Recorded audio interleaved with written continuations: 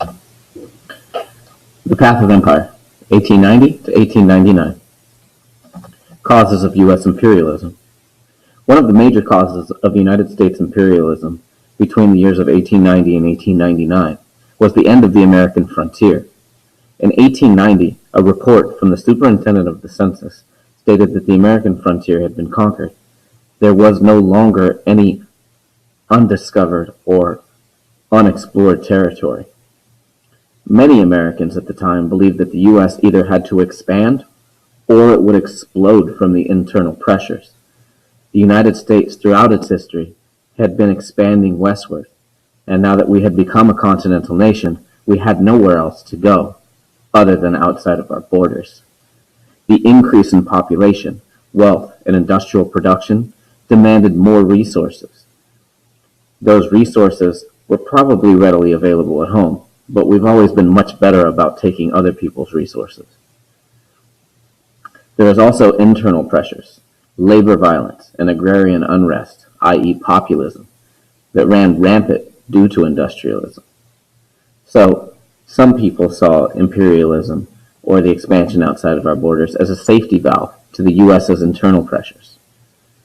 We were also in need of overseas markets because of the rapid expansion of industrialism post-Civil War. Not only did we need more natural resources, but we also needed new markets, new people to sell to. Finally, we also had experience of subjugating the Plains Indian tribes after the Civil War, and that had established a precedent of exerting control over a dependent people.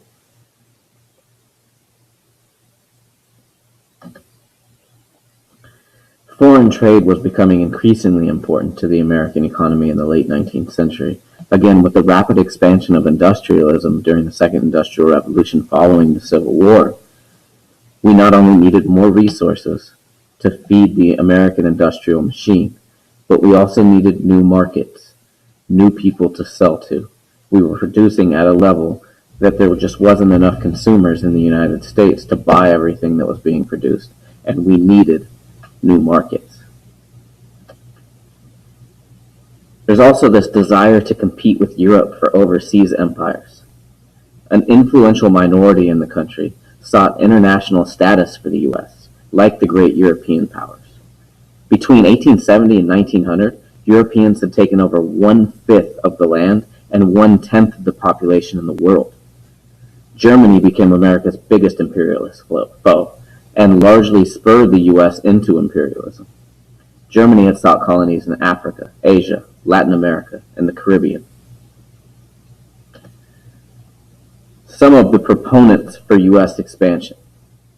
Captain Alfred T. Mahan, who wrote The Influence of Sea Power Upon History in 1890. The thesis of his work was that control of the sea was the key to world dominance and empire. He believed that the U.S. should build a large navy and build defensive bases and refueling stations strategically placed on the world's oceans. In other words, we needed to conquer islands around the world to be used as naval assets. He advocated the U.S. build a canal across the Isthmus of Central America to link the Atlantic and Pacific Oceans. That idea eventually comes to fruition as the Panama Canal.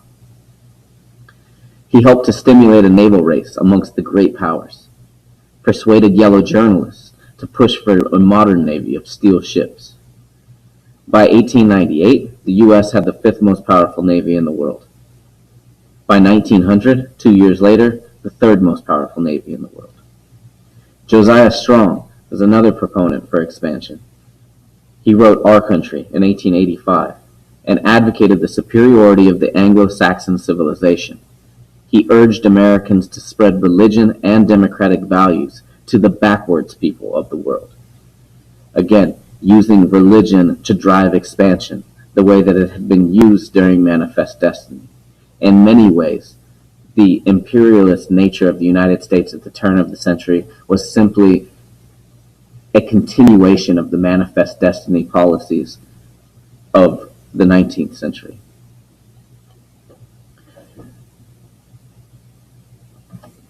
Theodore Roosevelt and Henry Cabot Lodge are also proponents for this U.S. expansion. They believed in social Darwinism. that the earth belonged to the strong and the fit, and that if the U.S. was to survive in competition of modern states, it would have to become an imperial power. Senator Albert Beveridge believed that the American Republic was part of the movement of a superior race ordained by God. Yellow journalists also were proponents for U.S. expansion. Men like Joseph Pulitzer and William Randolph Hearst stimulated Americans' interest abroad. Pan-Americanism and James G. Blaine had to do with our relationship with Latin America. James G. Blaine was the Secretary of State under Presidents Garfield and Harrison, and he promoted what was called a Big Sister policy, aimed to gain Latin American support for U.S. leadership and to open Latin American markets to U.S. products. The Samoan crisis in Pago Pago, the U.S. and German navies nearly engaged each other in 1889 over the Samoan Islands. The issue was eventually resolved in 1900 in a treaty with Germany and Britain. From that treaty, the U.S. gained 76 square miles of American Samoa, including Pago Pago. Germany received the two largest islands, and Britain was compensated with other territories in the Pacific. The Venezuela border dispute between 1895 and 1896. The boundary between British Guyana and Venezuela had been in dispute for over half a century. President Cleveland warned Britain not to take Venezuelan territory. Any move by Britain would have been a violation of the Monroe Doctrine, and the U.S. had stated in the Monroe Doctrine that we now called the shots in the Western Hemisphere. We said that London should submit the issue to dispute to arbitration. Britain denied the legality of the Monroe Doctrine and refused that arbitration initially. So, President Cleveland urged appropriation from Congress for a commission of experts who would create an equitable border between Venezuela and British Guyana. Britain had no real urge to fight, despite the fact they had naval superiority. And eventually, London would consent to arbitration. The results? The prestige of the Monroe Doctrine was enhanced worldwide. Latin American republics were pleased by the U.S.'s determination to protect them, at least for the time being. Britain began to court the U.S. for friendship in the face of the continental threat. Hawaii. Since the early 19th century, America had gradually come to regard the Hawaiian Islands as an extension of the Pacific coast. In 1890, the McKinley Tariff raised barriers against Hawaiian sugar. The only way to get around those tariffs for the businessmen in Hawaii was to make Hawaii a United States territory. The Queen of Hawaii, Queen Liliuokalani, was a nationalist, and she insisted that Hawaiians should control Hawaii. So she stood in the way of these sugar planters and men like Sanford B. Dole, think Dole pineapple. So a tiny minority of white planters, led by Sanford B. Dole, organized a successful revolt in 1893. They were openly assisted by American troops, who had landed under unauthorized orders from the U.S. Minister in Honolulu, John C. Stevens. Stevens is quoted as saying, "The Hawaiian pear is now fully ripe, and this is the golden hour for the U.S. to pluck it." A treaty for annexation was quickly sent to Washington, but before the treaty could be passed through the Senate, President Cleveland assumed office and refused to sign any annexation bill and sent in a special investigator to Hawaii. The findings of that investigation were that the majority of Hawaiians did not favor annexation, that the provisional government under Dole had been established by force, so Cleveland ordered the troops to be removed. However, Cleveland was unsuccessful in reinstating Queen Liliuokalani. The U.S. public opinion would not have tolerated force to unseat the white planters. The revolutionaries proclaimed the Hawaiian Republic on July 4, 1894, with Dole as president.